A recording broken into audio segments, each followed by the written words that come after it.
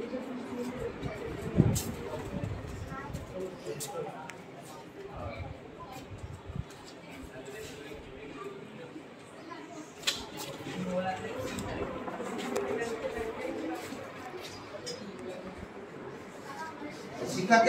আজকে তোমাদের যেটা বিষয় আলোচনা করতে যাচ্ছি সেটা কি? সেটা হচ্ছে প্রচুরক নির্ণয় করবো, তাই না? তো প্রচুরকের যে সূত্রটা সেদিন দিয়েছিলাম, প্রচুরক সমান L plus F1 divided by F1 plus F2 গুণন কত? H, নাকি? আচ্ছা, এখানে H কত হবে? এক শ্রেণী থেকে কি হবে? আর এক শ্রেণী দূরত্ব, তাই না? তাহলে H এর মান কত লিখবো এখানে বলো দেখি? এক শ্রেণী থেকে আরেক শ্রেণী ডিফারেন্স কত? কত ডিফারেন্স? না, 35 থেকে 40 কত? 5 না? হ্যাঁ, তাহলে 5 ডিফারেন্স, 40 থেকে 45, এক শ্রেণী থেকে আরেক শ্রেণী ডিফারেন্স কত? 5। তাহলে H সমান 5, নাকি?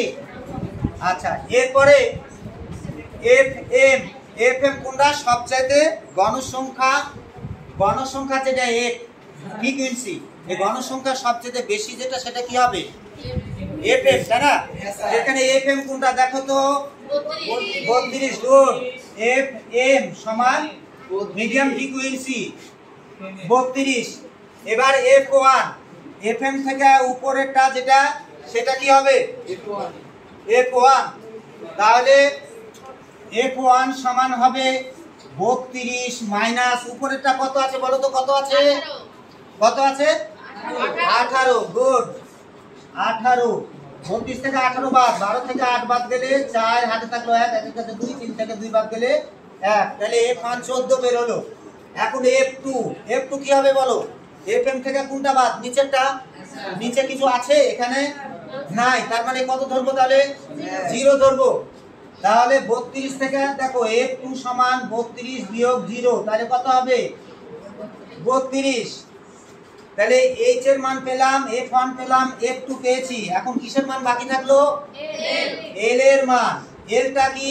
যেখানে সর্বোচ্চ গণসংখ্যা থাকবে সেই শ্রেণীর বা সেই লাইনের শেষেরটা যেটা থাকবে, লাস্ট সীমা যেটা, লাস্ট লিমিট কত আছে দেখো তো? Last limit 55। 55 হবে কার মান? L এর মান। এখন মানগুলা এখানে আমরা বসিয়ে দিই। 55 যোগ F1 এর মান কত আছে বলো? F1 এর মান কত? 14। নিচে 14 যোগ F2 এর মান কত আছে? 32 গুণ H এর মান কত আছে? 5। এবারে 55 যোগ 5 14 কত? 70 উপরে, নিচে কত? 4 আর 2 6, 3 আর 1 4। তাহলে 55 যোগ 46 দিয়ে কাকে ভাগ? 70 কে ভাগ। তাহলে 46 দিয়ে 70 কে ভাগ এখানে করলাম। 46 দিয়ে 70 কে ভাগ। 46 কে 46, 10 থেকে 6 বাদ গেলে 4, হাতে থাকলো 1, 4 এর কাছে 5, 7 থেকে 5 বাদ গেলে কত?